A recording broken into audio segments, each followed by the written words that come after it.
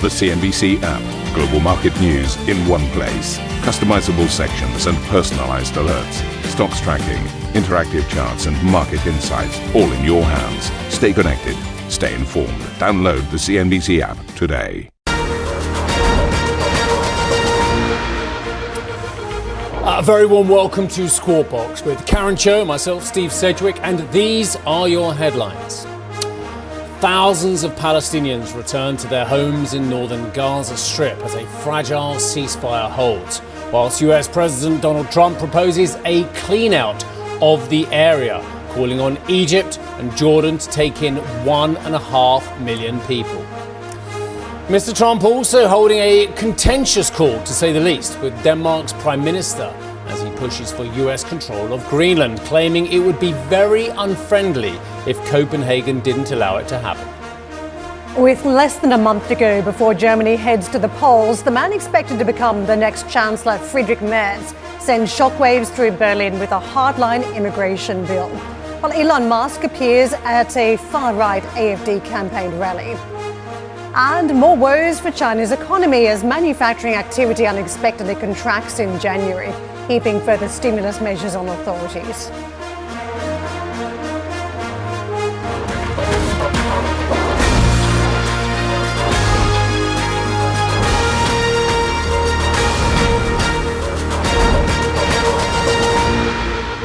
Well, what an extraordinary week Karen and I have just had. But actually, the news flow continued. I mean, we got back Friday evening, had a nice relaxing weekend with our families. But the fact of the matter is, the news flow this weekend was quite phenomenal. I thought we might abate just a little bit for a weekend, but no. It's Trump, and a bit more Trump. It was like that in Davos, wasn't it? We had the inauguration and then a sweep of the pen using a ton of executive orders and then people reacting all across the mountain. So I think this week now, the threat of tariffs, what exactly we're dealing with and how will those tariffs be used by the president from here? Tariffs for everything. It's not even about tariffs when we've historically talked about tariffs, whether it's an Obama regime, whether it's a Trump 45, Biden, Trump 47, we've got ourselves into the wrong mindset, everybody, and we're all changing quickly now. We always thought tariffs was about trade imbalances, about redressing the unfairness of you having large imports from abroad, but you not exporting as much. Now, there's a whole host of other reasons why it's not necessarily unfair. But the fact of the matter is now Trump is using tariffs for just about everything. Every slight, every disagreement, boom, tariffs. But it changes the world order, doesn't it, in the sense that Yes. I remember for decades you'd talk to trade ministers that would have flown into a country to ink a new trade deal, be talking about the closer ties between two nations because there was a stronger trading relationship. Now these trading relationships look like a weakness, something that needs to be fixed because you're too reliant on another nation that may take issue with you. And of course, Germany is a country that's been suffering. Well, we haven't even seen necessarily what the kind of scale of European tariffs could be if Europe gets it wrong. The first weekend of Trump 2.0 was a busy one, as we just mentioned, for the new US president. Should we go through some of the stories? Okay. After what's been reported as in his words, horrendous phone call with the Danish leader, Mette Frederiksen, the Trump administration announced he believes now that the US will end up taking control of Greenland, claiming its near 60,000 residents want to be with America. On Sunday, he sparked widespread condemnation over his language concerning the Gaza Strip, suggesting it could be possible to, quote, just clean out the whole thing. And its near 2 million population. His comments have been criticised in, it says here, some quarters, many quarters, as inciting ethnic cleansing, but were welcomed by Israel's finance minister. Now, just this morning, the White House forced Colombia to retreat on a standoff over tariffs. It's actually over how migrants came back to the country rather than tariffs themselves, to be fair. Trump had threatened tariffs on up to 50% of the country unless it accepted deportation flights from the US. Trump has offered his support to an unlikely ally, though, the UK Prime Minister, Sir Keir Starmer, saying he'd done, quote, a very good job so far before the two shared a phone call Sunday. I think the stories speak for themselves. I'll make a couple of points. Yeah.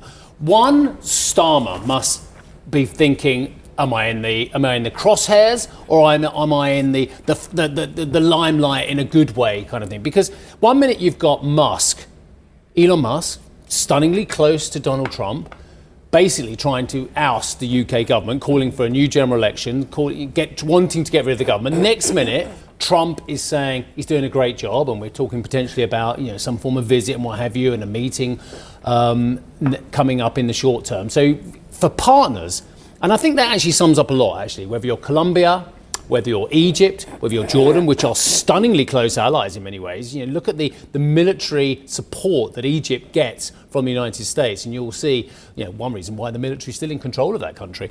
And it must be very, very difficult to, I think you actually alluded to in the earlier conversation, to be distant from Trump. At least you know where you stand. If you're close to Trump, there's so many other issues coming in here where you just don't know whether you're friend or foe, depending on what the next text is going to be. Very wide reach too for the president, isn't it? All the countries we've touched on, and just how dramatic the outcomes or circumstances are for these countries. I want to pick up on what comes next. And there is a view that Mexico, Canada are the next shoe to drop in terms of facing the ire of the president. And is the one that stands up to Trump going to be Canada? Because Canada is the country that is looking at testing the mettle of the president, retaliatory trade. I mean, we certainly didn't see it from Colombia. They rolled over very quickly. The Mexicans have been trying to move very quickly, even before Trump took office, trying to change some of the rules on the ground around migration as well, and of course around the drug cartels. But it is Canada that's threatening to push back here, not taking every directive from the president. So I think that'll be fascinating whether we see that tested. Goldman Sachs had a note out last week talking about only 20% chance in markets priced in that Trump would impose those tariffs. So what sort of market reaction are we going to get this week is quite interesting for me. Just one thing I will say is, what is Marco Rubio thinking of all this? It's like, I thought a lot of this was my job, he'd probably saying, as the Secretary of State, And it just reminds me of, do you remember the first Trump Secretary of State? A lot of people kind of tend to forget about that phase. It was Rex Tillerson. Rex Tillerson, who was arguably the most powerful US oil man. In fact, no, not arguably, he was. Yeah. Then he becomes Secretary of State and he gets blindsided left, right and centre, found it very, very tricky to work with Trump and his often megaphone diplomacy and what have you. I wonder how Marco Rubio is feeling about this, because you have to be very reactive as the Secretary of State to what Trump is saying every couple of minutes. I find it incredibly confusing. But if you get an outcome, I'd imagine Marco Rubio is finding Secretary Rubio is finding it even more confusing. Is it easy glory, though, if the president can move mountains rather than diplomacy in the background for years and years and years to get some small advance? Move mountains or create problems? Well, on both sides, I think you see certain outcomes. Like, it's different reactions in different countries, isn't it? Well, let's push on to what we're seeing out of tech world, because several big technology companies are set to report results this week. Microsoft, Mette and Tesla will report on Wednesday, followed by Apple on Thursday. So big news flow we're watching. Now, Perplexity AI has revised its proposal to merge with TikTok's US-based business. The proposal, viewed by CNBC, would allow the US government to hold a 50% stake in the new business if it goes public. Most of ByteDance's existing investors would receive equity in the new company. Perplexity AI, which was valued at roughly $9 billion last year, is just one of many companies reportedly considering to buy or merge with TikTok, competing with the likes of Microsoft and Oracle. Let's get to Michael Fertik, who is founder and managing partner at Heroic Ventures. Michael, thank you very much for joining us. Lots of moving pieces here around what happens to TikTok. First up, of course, we were talking about whether Elon Musk would be a ready buyer. Larry Ellison then emerged from Oracle. Now we're talking about Perplexity AI. How do you think this one gets solved, and what do the big outcomes mean for technology?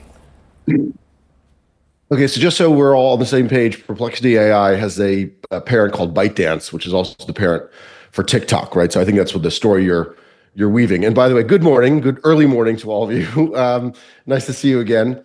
Look, TikTok is in the crosshairs of the United States for reasons that are not very well understood by the public. So some people think it's the quote unquote original sin of TikTok is a privacy violation of American youth or the American military. And to be sure, that's true. But the real concern that seems to have motivated Congress to pass the law requiring a divestiture of TikTok or a closure of TikTok is that the Chinese Communist Party, through its propaganda arms, owns a golden share of ByteDance, which owns TikTok. And through that golden share governs TikTok. And through that governance has been spreading divisive anti-Western stories in the United States, while suppressing stories about Free Tibet or Tiananmen Square. So they've been putting, the Chinese Communist Party seems to be putting the thumb on the scale sowing divisive discord through TikTok. So it's a propaganda arm. That's the claim. So Congress passes a law saying you have to divest or close. And the United States Supreme Court just a few days ago, a few days before the inauguration of President Trump, upholds that law. And that divestiture or closure has to take place right before, 2 days before the inauguration of the new president. This was designed by intent, designed intentionally. Now, the law does contemplate a 75-day delay of that forced closure or divestiture of TikTok. And President Trump exercised a 75-day delay. But what is clear and weird is that the rationale that was approved by Congress and upheld by the Supreme Court for such a 75-day delay did not appear. There had to be a qualified path to a qualified divestiture already en route, in flight, in order for the president to delay it. There was none. So President Trump delayed it anyway, and he said, guess what? I'm the top cop. I'm the president. I'm not going to enforce this divestiture because I'm the guy who gets to decide it, whether we enforce it. So instead, what I'm going to do is I'm going to do a deal. This is the big Trump move, the negotiating deal. It seems that Trump has a few true norths. One of them is that he likes to deal and he does not like to destroy value. He likes to shift value, but not destroy value. That's my opinion. So I think what he's going to try to do is he's going to try to force a fire sale of half of ByteDance or half of TikTok to someone and the controlling golden share to someone else. And he's floated the idea that even the U.S. government could own half of TikTok or ByteDance, the U.S. portion, upon IPO. I think that's a wild idea. Now, here's the thing that I think your viewers might be especially interested in. The law that requires the divestiture of TikTok also has a huge penalty, $5,000 per user, which adds up to $850 billion, I believe, for 170 million users of TikTok. $850 billion of possible penalty for any company that continues to provide services to TikTok after the deadline of January 19th. Now, there appear to be two companies that are still providing such services. According to public reports, Oracle and Akamai are still providing hosting services, right, which are specifically contemplated by the law. So now the question is, are Oracle and Akamai facing huge possible shareholder lawsuits? Possible, don't know. But this is a huge potential fine for such public companies. Indeed, Michael, a great background there. Let me just come to the point as to who could potentially end up with TikTok and what that means, because there was a lot of discussion around the mountain last week in Davos about new tech gods being created. And it feels as though when you talk about shifting value, that's who we're seeing here benefiting from a Trump regime, whether it is around Stargate the other week, around TikTok in future. What is this telling you about who is in favor with the president and who the market should think about backing here because they're getting some sort of free pass to own certain incredible, valuable assets in future? I think it's a very, very good question and a very insightful question. I would encourage us to be a little bit careful about this new idea that the media have about who's in favor with the president. I think it's a kind of a fashionable question. And I think you'll find that it's actually less important over time than some of my journalist friends would like it to be. But other than that, I think your question is very important. Forgive me for saying it that way. And I would say that the big winner probably, if TikTok is closed, if TikTok suffers, if TikTok has to close for 2 or 3 weeks, and then the 97% of TikTok users who are on other social media migrate somewhere else, right? That could happen. The big winner is probably Mette. Big winner is probably X.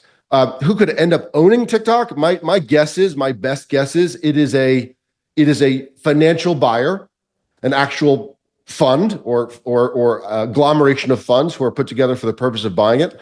And then I suspect, given the kind of noises I'm hearing, just to guess, that probably Oracle itself ends up owning, say, a 10% share in the outcome. I'm making up that number, but that's a speculative guess because Oracle is so important to providing those hosting services for TikTok. So I believe that would probably be the outcome. And I suspect now, even though the law said, Congress said, Supreme Court said that TikTok should be closed, I suspect now, given that he is the Article 2 enforcer of the law, Trump will actually not force a closure, but will force a divestiture on his own timetable.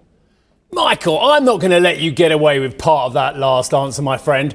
Just the media and their current obsession with who's in or who's out. Come on, Michael. Man spends $250 million getting another man elected, and you think that's just a media obsession? Come on, Michael. Bring it on. Bring it on. I get this question all from my European journalist friends who are kind of, I think, delighted somehow that they have something they can condescend to the United States about. No, I don't believe there's a quid pro quo. I do believe you should believe in America. I do believe you should believe that Americans are doing those investments in supporting a candidate for the right reasons and not expecting value back. I do believe that we should be less cynical about the United States politics. I do believe you can be cynical about Trump himself or the Trump family, whatever else. But look, there were more billionaires supporting the other ticket, Harris, than there were supporting Trump. And so I have to say, I just don't believe that it will pay off in terms of philosophical truth or financial investment or wisdom to be cynical about the United States. I do believe there's a view that Trump is very much into who's loyal today, and I think that's well established. That's not really disputable, but I don't believe that's going to affect business outcomes in the same way that, or to the degree, nearly to the degree that I think you might wish. By the way, if you want to level this charge in a sober and serious way at Trump, then you must also level the charge against the politics of the previous administration, the Biden administration, in fairness, because it was clear through articulated policy, that unless you held certain views about ESG or DEI, you were not going to get government contracts. In fact, that's probably the chief reason why the $60 billion, the $60 billion investment in broadband that was passed by the Biden administration and Congress still has not connected one home, because there were so many contract provisions requiring certain DEI or ESG behavior compliance by your company. So I wish we would be less cynical about America. I know it's like the European sport, forgive me, and I love you guys, but I think you're missing the point about America. Hey, Michael, I'm cynical about everything. I'm cynical about Westminster, about Brussels, yes, about Washington, D.C. I hold my hands up. It might be well merited in the case of Europe. I think America's just, look, I think we're a simpler people. We got to go, Michael. We have to go about 5 minutes ago, but you carry on. Go on.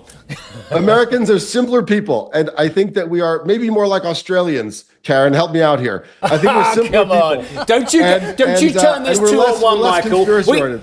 We could be here all day. Yeah, we got to go. Michael, lovely to see you, my friend. Thank you very much indeed for picking up the gauntlet and giving it to us. Look, hey, but I'll just say one last thing, because I can. Not every other billionaire's got 214 fawning followers. Let's be brutally honest. 214 million fawning followers. Anyway, thank you very much indeed for that. Michael Frederiksen, founder and managing partner of Heroic Ventures, who tried to turn it around and get Karen on his side at the end there. Lame, but thank you, Michael. It's gold, mate. Gold, mate? God, you went all Aussie there. It's gold, mate. You spent most of your time sounding like a posh Englishwoman, and you just went, oh, it's gold, mate. I had to.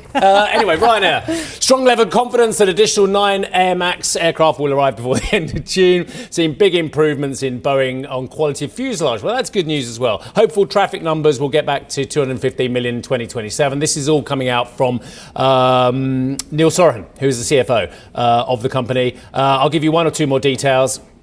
Very, I think these numbers are pretty good actually as well. 149 million euro after-tax profit third quarter. The forecast was for 60 million euros as well. We'll come loads more of that as well with Neil Sorahan, the CFO, later this hour. We'll also have a busy week ahead on the economic front. The Federal Reserve will hold its first meeting of the year on Wednesday, with the Fed Chair Jerome Powell set to speak after the central bank's latest rate decision. On Thursday, we're expecting fourth quarter GDP data as well as initial jobless claims. And on Friday, we'll get core PCE prices. I like the Thursday board there. Look at it on the screen. Real GDP as opposed to what? Anyway, Karen. Well, Japanese chip-related stocks declined after Chinese AI startup DeepSeek unveiled a potential challenger to major US AI players. DeepSeek has released its newest reasoning model only a month after it touted its free open-source large language model, which it said took just 2 months and cost less than $6 million to build. The company's AI assistant has today become the top-rated free application on Apple's App Store, overtaking ChatGPT. Well, for more on how China could be threatening US AI dominance, you can check out CNBC.com. Manufacturing activity in China unexpectedly contracted in January, hitting its weakest levels since August. Official manufacturing PMI came in at 49.1, while non-manufacturing growth slipped to 50.2. Sam has more on this. Sam. Thanks very much for that, Karen. Very good morning to you. And I don't think we should get too downbeat and read into this too much, this sort of miss that we've seen with this PMI, because it is just one data point. And don't forget, we've also had the folks over at Goldman Sachs on the program this morning sort of suggesting that we're probably going to be in for a bit of a softer reading on the headline, given that it is January. The Chinese New Year is falling earlier this year. And so perhaps we've been seeing a bit of a winding down of those factories, sort of some of those workers heading back home early for the month. And so perhaps that speaks to it. Don't forget also we saw a lot of front loading. That was really the narrative in Q4. So probably some of that has come off a bit. And a lot of that was to do, partly to do, of course, with Trump's potential tariffs, but also to get in ahead of the Chinese New Year when things do typically, they're a lot quieter. So that is just one data print. It's one of the rare data prints that we're actually going to be getting, one of the few that is just looking at January alone. A lot of the numbers are actually January, February combined to strip out the distortion caused around the holidays. So we'll be getting that in March. But no doubt this is a sentiment-based survey that is very telling. So we'll just see. What will be key is what the sort of trend is in the next few months, and particularly as we learn more about Trump's trade policy. Of course, February the 1st has been sort of earmarked as one date that's been sort of thrown out there as to when we could potentially be getting some sort of announcement, particularly on that 10% over the fentanyl issue. So we'll keep our eyes peeled for that. That would fall in the middle, of course, of the Chinese New Year, so the markets won't get a chance to react to that. But let's see how things go. We also got another piece of information today, and that was the industrial profits. Remembering that these margins have been squeezed for most of 2024 because of the deflationary pressures that have been persisting at the factory gate, the price wars we've been seeing playing out. So that's continued to keep pressure on things. So we did see actually for 2024 things were down, although we did see a pickup in December for some of those profits of Chinese industrial firms. So we want to see if that continues as well. But this wraps up the year of the dragon for the Chinese markets, what we're seeing today. So we're seeing a mixed performance after a pretty good run up. But we could be seeing a little bit of that deep seek effect as well on some of the chip stocks falling in sympathy with others. Let's see how the US performance is tonight off the back of some of that and whether this will be a disruptor and what it means for some of those valuations as well, what China has managed to do a lot cheaper, guys. I'll send it back to you. Some good old-fashioned housekeeping on the markets to close out the new year. Thank you very much for that, and bring on the year of the snake. Now, coming up on the show today, we're going to talk a lot more about what has been happening stateside, of course, under the Trump administration. That, of course, is a headline story today. And we're going to switch over to Germany. The man who could become Germany's next chancellor sends shockwaves through Berlin. We'll discuss next. Plus, from Greenland to Colombia, we'll take a closer look at President Trump's foreign and security policy and what it means for America's allies. And Ryanair cuts its traffic forecast once again amid Boeing delivery delays. We'll be speaking to the CFO, Neil Sorahan. That is this hour.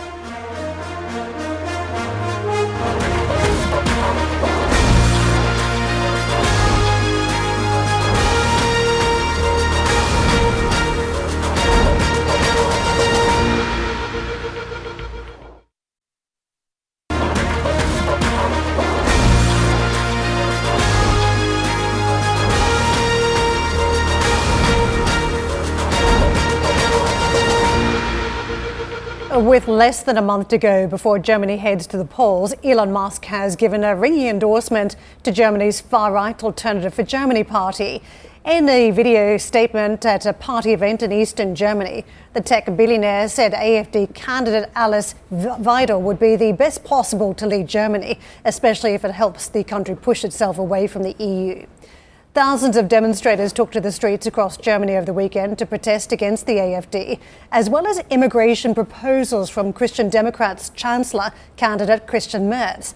The CDU said it intends to submit a bill which includes permanent border controls and accelerated deportations for a vote in the Bundestag, and that it would welcome votes from all parties, including the AfD.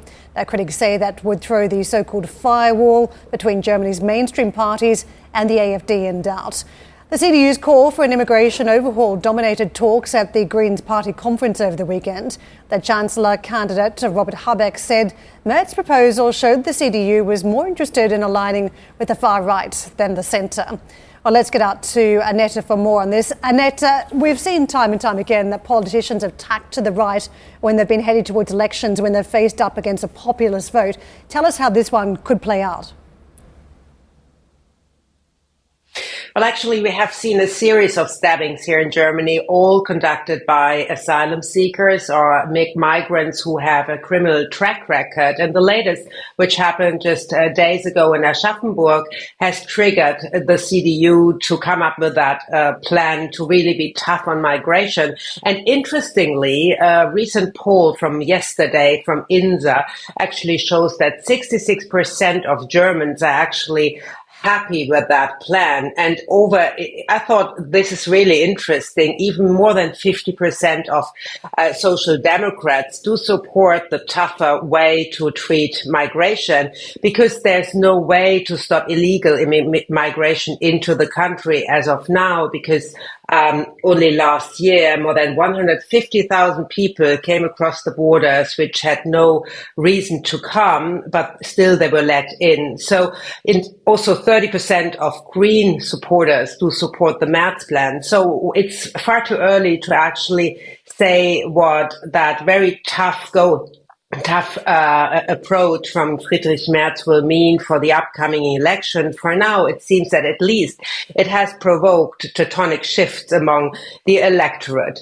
Of course, we also have seen the party convention of the Greens over the weekend, and Robert Habeck is clearly having a very tough stance against tougher migration. Perhaps we listen in on what he had to say. Liebe Freunde, sehr geehrte Damen und Herren, nichts daran ist... Ladies and gentlemen, my dear friends, there's nothing harmless about this announcement. One shouldn't see this as a strategic misreading, because we see in Europe how things can quickly slip up. In democracies, whatever it is that splits us, the common ground among the centre must always be closer than to far-right populists. And that's been forgotten, and not without its intentions. It is a decisive political pivot of recent years, and must be framed for what it is. So on Wednesday will be the day when the Merz plan is presented to Parliament, and the Bundestag has to vote on it. And it will be interesting to see who actually is going to vote for it. Of course, the main criticism is that he will have some sort of cooperation with the AfD, which he, before giving that paper to Parliament, say he is not doing, because clearly he hasn't presented and cooperated the paper together, or the legal approach with the AfD. So I guess Wednesday will be really interesting, whether we see part of the SPD actually voting in favor of tougher migration laws, and possibly even part of the Greens voting for tougher migration law, or whether we see what we call sort of discipline of the parliamentary groups, which is something very special here in Germany. So I guess it is, as I said, it's possibly a tectonic shift, and possibly the election will not be only on the economy, but also on tougher migration rules, because clearly the situation in the country is making not a lot of people happy, because we have seen a lot of slow sort of integration of migrants into the normal society. We still have the huge influx from Ukrainian to digest into the society. And I think all of that makes people rather unhappy and also uncertain about their economic future. And that's why probably both items, both topics, the economy and migration, will play a major role in the upcoming elections. Thank you for listening to Squawk Box Europe Express. For more market-moving news, you can head to CNBC.com. Or join us again on the show with Steve Sedgwick, Karen Cho, and myself, Arabile Mette, weekdays on CNBC.